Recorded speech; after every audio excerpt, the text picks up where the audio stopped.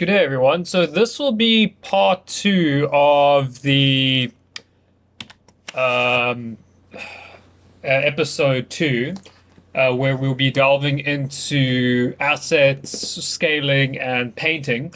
So what you'll see now is the model definitely looks a lot different than how we left off. Well, not a lot different. So essentially, I had already recorded the entire episode, but I've kind of gone back a bit and made a few alterations to the right-hand side where I readjusted the curtain because I wasn't too happy. Then I brought in this creepy-looking scale figure right now, who I'm moving out because he was just there to fill space.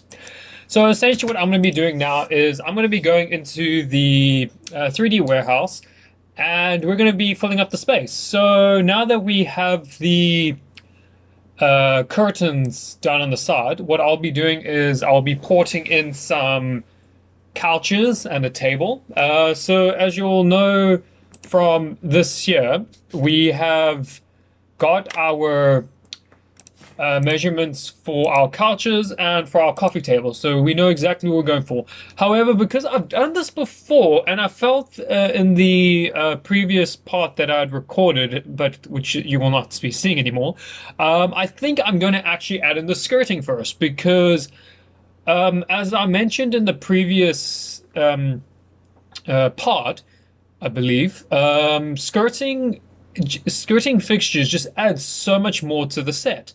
Especially when you're doing it in real life. So many students I have shown this to as well. When you lay down the carpet in a set and you just put everything on, like it looks cool, but then the moment you put the finishing touch of putting skirting along the sides, it looks fantastic.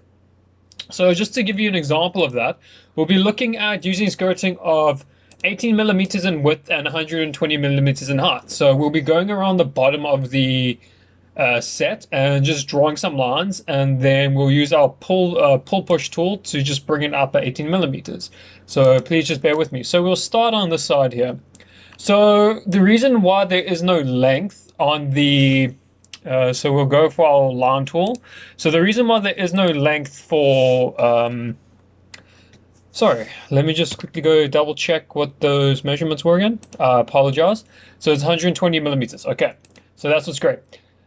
So the reason why we don't have length is because when you put skirting on, you cut it and adjust it according to the length of the wall that you need. So as you can see here, we've done 120 millimeters in height, and the width will come in soon enough. So then we go over to this portion of the wall. This damn curtain is going to be a bit of a pain, so never mind. We have our trusty guide tool here. We will be, oh golly, you know what, there we go. So now we know it's a straight line. We can just double check it. So it's 120 there, 120 there. Perfect.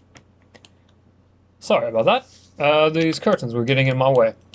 So as you can see, I'm just going to be air quotes tracing the border and just running these lines all across. And once we are done, you'll understand exactly why we do this. It's not an absolute necessity to put it everywhere on your set, because especially if you want to keep costs low, generally if you use a pine skirting, it's pretty cheap and you can just install it wherever. But essentially what this does is it just gives that extra added detail to your set. So now you'll see here, you just bring it out, 18 millimeters,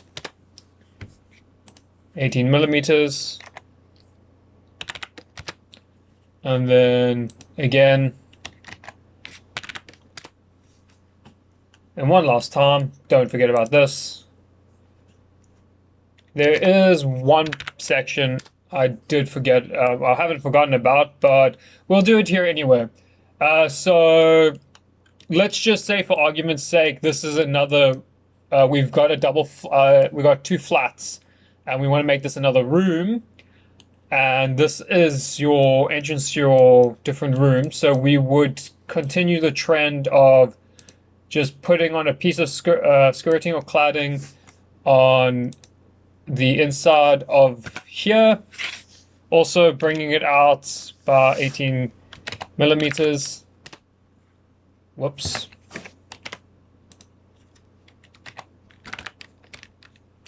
And then here.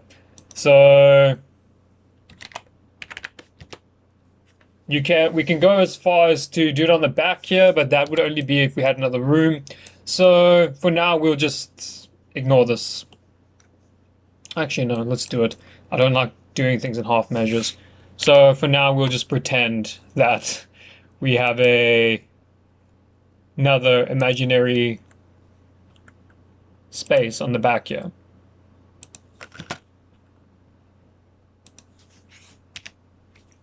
And then 18. Let's go in there and take care of those lawns. So like I said, it's tedious work, but it just adds so much more to the model when you get it done. And yeah, it's pretty fun. Like I said, this is a lot of this is self-taught. So by all means, there are ways in which these steps can be improved upon and can be just made a lot more efficient. So if you can go out and find something to do that with, then fantastic. Go ahead. So now what I'm going to do is go back into the paint tool and let's go and find our wood texture. I think we'll just use Wood Cherry Original. And although it's not probably the best one to be using at this moment, because you can see it's probably more for flooring than for, oh wait, let's rather go for wood veneer. It looks a lot better. You can't see the textures as much. And yeah, so that's pretty much, and you can see it just gives a nice little break between everything and adds a bit more authenticity to the project. And I'll go through some other things. Now you'll see how that got painted without needing to get touched. It's because we broke those lines dividing the pieces. Ooh. We don't need to see you. Thank you very much. Goodbye, sir. And yeah, just carrying on doing our little thing. So you don't need to do this, but I just have a tendency of wanting to do it because of how I like to do my work. Because it just bugs me if I don't adjust it. And yeah, there you go. So now that we have the skirting done, the walls have been done, and the curtains have been done, let's go into getting us some couches. Okay. So we go back into the 3D warehouse. So I'm gonna take us back to the home menu.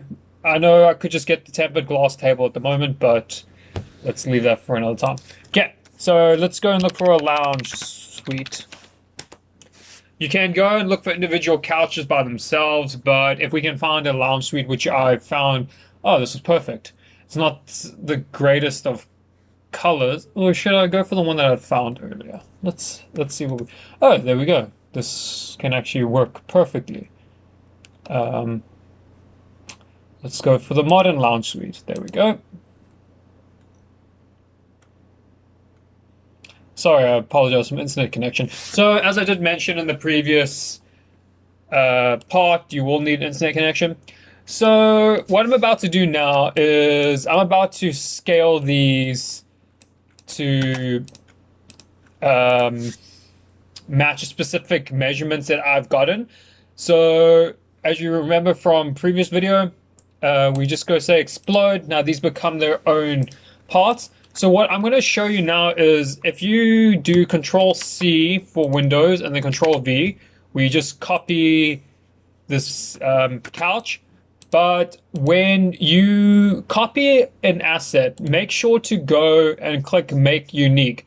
Because if you go into this asset here, you'll see, and if you double click on it and you go into the component, you'll see that it highlights on the copy component, the copied asset as well. That's because they mirror each other. So if you go and change the color of this asset to, let's say, pink, it's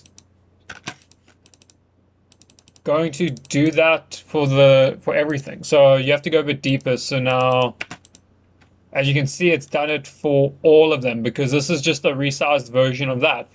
And if we undo everything, so for this particular model, it's not too worrisome, but just make sure that in general, just make sure you hit Make Unique. Oh, okay. Well, you get the picture.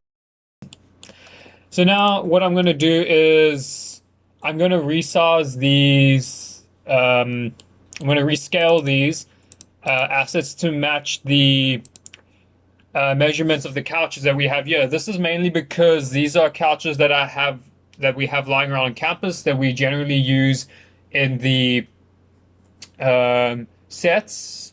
So as you can see, the single seater will be 910 in length, 840 in width, and 890 in height. So what's great about this is if we go 840, we can just make essentially we can just make before we actually copy this couch. I'll just delete that. Before we copy it, if we set it to the 840 width and 890 height, we can just duplicate it and then adjust the lengths accordingly. So let's go to the single seater first. It's 910 by 840 by 890. So go to our scale tool. And as I believe I did mention in the prior video, as you can see, as it adjusts, you're adjusting its percentage. So you can adjust the height. It all depends on which axis block you click on. So right now I've got the height. So as we know, height is 890 millimeters. And we hit enter. So it was probably already at that height. But just in case, then our width, we will go 840 millimeters.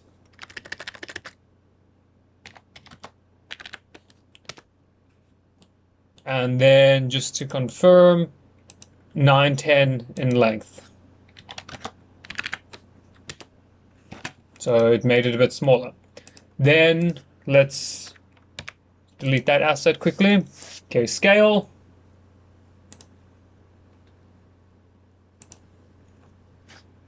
$840 millimeters. 890 millimeters. And then we'll stop there and just make a copy of it. Control C, Control V. Sorry for Mac users, I'm not familiar on the shortcuts for Mac just as of yet, but I am learning them since that's what we use at the university. So now I'll just make this the two-person seater. So the two-seater was, as you can see, 1450. And then the three-seater is 2010. So scale again.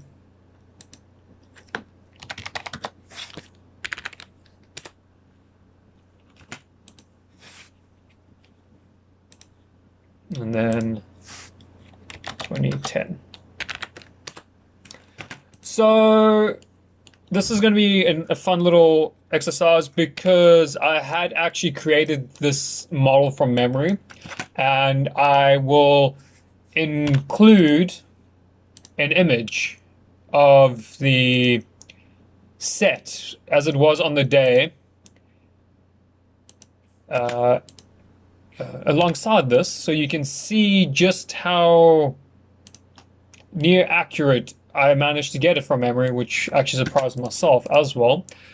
But, however, as I did mention, this model has more length and width on the actual set than the actual set did. So I believe the set that we ended up building was probably about 3.5 to 4 meters. So when you see the photo, it's definitely not as big as this. So now for the coffee table. So I already knew that we were going to do a tempered glass coffee table because it's the one that I have in my own home, so I take it to the university, or we use from our stores around campus. So all we do is type in tempered glass coffee table. And then we can find one that we want to use. I found one earlier that worked smashingly well. Hope I can find it again. And I seem to have found it. Fantastic. We'll just port that right into the model. And then we will go, and I have the measurements alongside it, which is 1200 millimeters, 600 millimeters, 420 millimeters in length, width, and height respectively. So this table seems to match those figures almost perfectly. So we will just make those adjustments anyway, because why not? So 1200 millimeters by 600, and then 420 millimeters. Great. And there we go.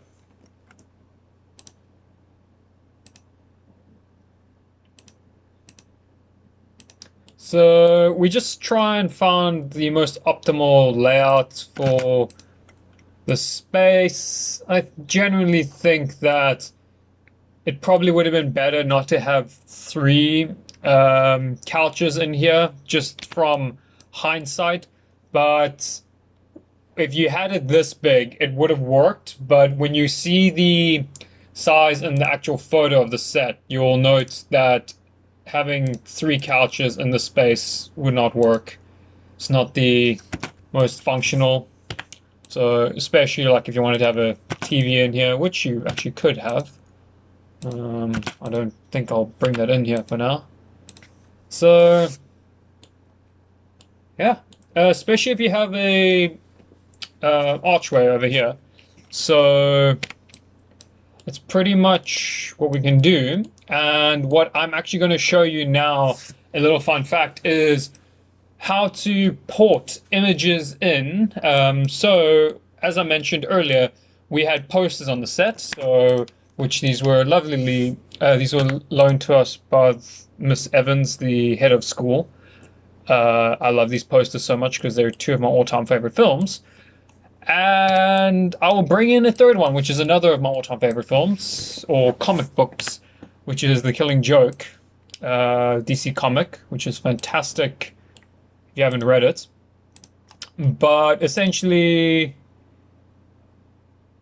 why I'm doing this is just to show you how you can make these. I made these posters. What I did was I took the measurements of block-mounted posters that Miss Evans had, which were 594 by 841 by 25. So there were 594 in length, 894 in height, and then 25 in width. So let me just confirm that on screen, because I actually am second guessing myself. Yes, so 840 in height, 841 in height, sorry, 594 in length, and then 25 in width. So what we did was just let's find a good spot. So we know this is 120 in height, so I think get a 2 meter would be fine. Putting these posters at 2, let's make it 2-1. So the top of them reach 2-1. So that would make it 19, whoops, yeah, 1980. I'll just have to confirm that hard. Yes, so at 1980, you get 2100. Then what we will do is just adjust these to just move at the same time. So remember, if you see the blue axis line moving, if you see the blue, if your dotted line is blue when you're moving it, you know it's going directly upwards. And then the moment you see that red square, you know it's sitting flatly on the line that you're moving it to and that you've done it correctly leveled. So now we're going to take measurement of how far these are apart. 287, for which I will now draw a line. 287, and then just down. So, whoopsie, I'm not following my own rule there. Just so that I have a guide of where to put my next poster. So now let me show you how we can do this next poster. I'm going to do a bit of cheating. So let's go camera, top view. So there's two ways we can actually do this. I'll show you one to make it on its own, and I'll show you how to make it from the wall itself. But I'll prefer to do this to make its own asset. So let's go get our rectangle tool. As you can see, it's off. You just want to do that. So all we do is type in 597, if I'm correct. Yeah, 594 and 25. Why we're doing that is because we're going to get, as we said, we've got two measurements. So we've got the length and the width. So 594 millimeters by 25 millimeters. Then we'll go in, double click, make it a component, and actually scratch the make a component first, undo, Control Z, then push pull. No, not that. Sorry. Push pull. So 841.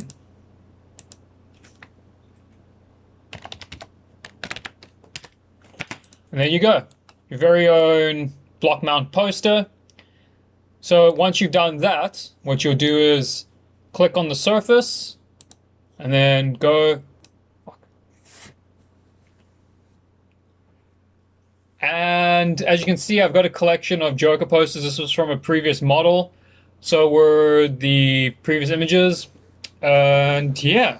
So what I'm going to do is I'm going to port in the Killing Joke poster. I'm going to do it as a texture first so you can see. So what you'll do is you'll line it up right on the face until you can see it. And you'll click and then drag it all the way across. And you'll see that part of it's been cut off. So that's just what the texture does. What's great about this is if you, which I'll show you now as an example of what happens if you don't drag it fully across. So let me come onto here and say we're not too keen on this blue wall and we actually rather want to have a nice red fabric wallpaper. So as you can see, I've already collected a wallpaper. This is actually from one of my very first, no, this is from my grad film. So I'll just port it in, get it right on that edge. And then I'll bring it out to say about there. And then you see it splits itself up and just repopulates across the entire board, and it looks seamless from a distance. But if you, and it actually is pretty seamless. That's what's great about doing this. So I'm just going to undo that, and then I'm going to grab my Killing Joke poster. So what you can either do is do a texture, but it will cut off part of your image, or you can select it. I'm just going to undo that. And then you can go import as image. So now if you do that, it just layers it onto the face and it doesn't become a part of the component itself. And what's great is you can adjust the image as you see fit. Okay.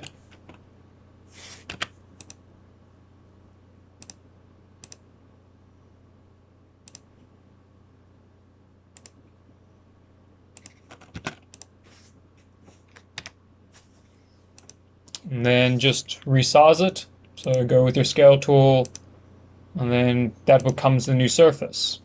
And there you go. And just click that, double click that, and then you can just say make component, and it all becomes one. So let's go in here and just give it a black painting.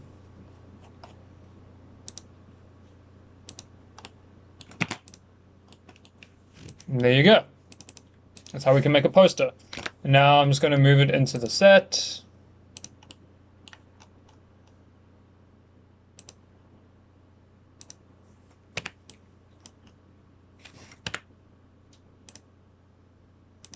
And there we have it. Then you just go in, delete these lines, and there you go. Okay, so but when you see the image, you can see this doesn't look great. So what I'm going to do is, it doesn't quite fit the room. So what I would like to do is do this actually. Move everything to be a little more centered.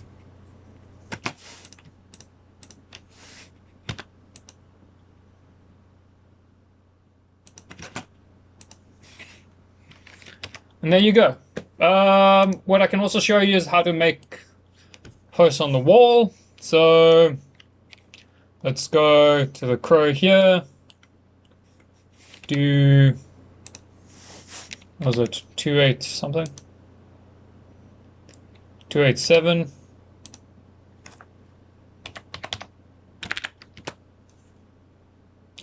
Then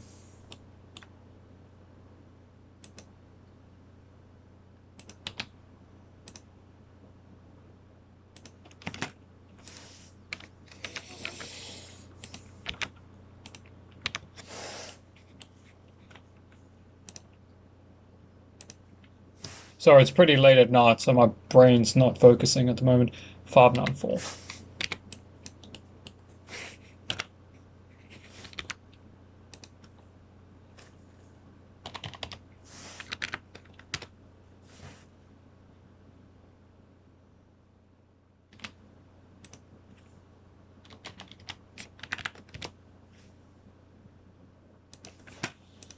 And then all you do is push 25 millimeters, and there you go. Then all you do is repaint black on the edges. So the problem with doing this is you won't be able to move it really, unless we just, as you can see, it does that because it's connected to the actual wall itself. So all you can really do is, if you do it like that, you'll have to leave it in that position. So I'm just going to undo it because I don't want that. And there you go. There you have it. I think that covers everything for this part. And so, as you can see, I've just, yeah, it's been fun doing this.